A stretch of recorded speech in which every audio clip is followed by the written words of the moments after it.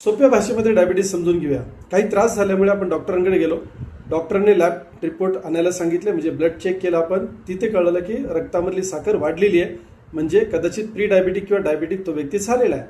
मी याला म्हणतो हा साखरपुडा आहे. लॅबोरेटरीमध्ये जाऊन चेक करणे म्हणजे हा काय साखरपुडा आहे.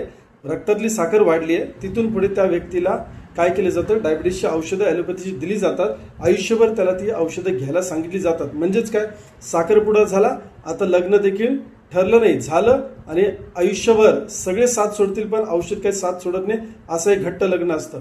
मुळात लक्षात घ्या, मला म्हणायचं ही एक लव्ह स्टोरी आहे. लव्ह स्टोरी का म्हणतो समजून घ्या.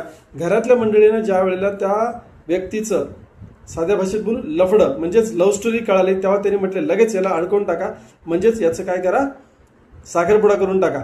पण हा साखरपुडा होण्याच्या अगोदर त्याची कॉलेजमधली जी लव्ह स्टोरी सुरू होती ती घरच्यांना माहीत नव्हती, पण कुणाला माहिती होती? येस, त्याच्या मित्रमंडळींना माहिती होती.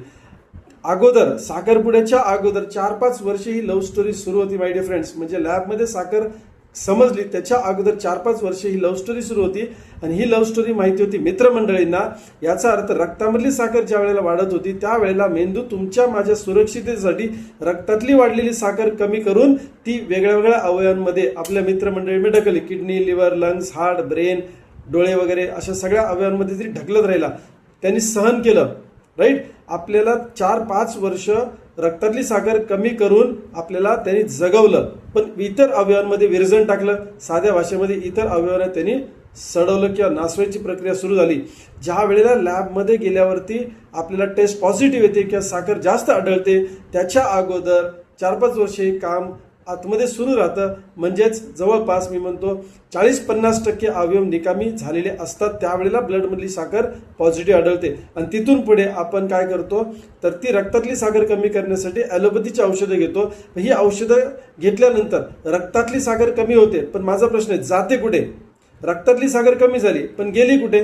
ती पुन्हा एकदा औषधाच्या माध्यमातून, पूर्वी हे काम मेंदू करत होता, आता मेंदू हात जोडतो, मी चुकीचं काम करणार नाही, कारण वेगवेगळ्या अवयव आता निकामी होत चालेत. त्यावेळेला रक्तातली साखर कमी करण्यासाठी औषधाचा वापर होतो. आणि औषध फोर्सेबली ही साखर वेगवेगळ्या अवयवांमध्ये ढकलेल किंवा किडनीच्या वाटे, लघवी वाटे बाहेर काढेल, किंवा विस्करल फॅट म्हणजे पोटाच्या आजूबाजूला चरबी तयार होईल. माय डिअर फ्रेंड्स, म्हणजेच काय, लक्षात घ्या, आपण फक्त लक्षणांवर काम करतोय. साखरपुडा म्हणजे लॅबमध्ये साखर आढळली, त्याच्या अगोदर किंवा त्याच्यानंतर इतर अवयवांना त्रास देण्याचं किंवा सडवण्याचंच काम होतंय, जर आपली साखर कंट्रोलमध्ये नसेल तर. आणि लक्षात घ्या, परत हे सांगतोय, रक्तामधली साखर वाढणं म्हणजे हे लक्षण आहे, मूळ कारण आहे इन्सुलिन रेझिस्टन्स. म्हणजे आपल्या पेशींमध्ये जी साखर खपली पाहिजे ती साखर खपत नाहीये, त्याला म्हणतात इन्सुलिन रेझिस्टन्स. म्हणजे मूळ कारण बाजूला राहिलं आणि आपण आयुष्यभर लक्षणांवर काम करतोय आणि तेही चुकीचं काम करतोय. भारतामध्ये दरवर्षी 1.25 लाख कोटी रुपये खर्च होत आहे डायबिटीसच्या औषधांवरती, आणि तरी देखील एक व्यक्ती एका मिनिटाला दगावतोय भारतामध्ये डायबिटीसच्या माध्यमातून. सो हे आपल्याला थांबवायचं आहे. आणि लक्षात घ्या, तुम्हाला किंवा तुमच्या जवळच्या कुठल्या मित्रमंडळी किंवा नातेवाईक किंवा परिवार सदस्यांना जर समजा शुगरचा त्रास असेल, म्हणजेच औषधं गोळ्या सुरू असतील, तर डायबिटीस रिव्हर्स कसा करायचा हे माहिती करून घ्या. आणि लवकरच आम्ही तुमच्या भेटीला वेबिनारच्या माध्यमातून येणार आहोत. नक्की आम्हाला संपर्क करा. धन्यवाद.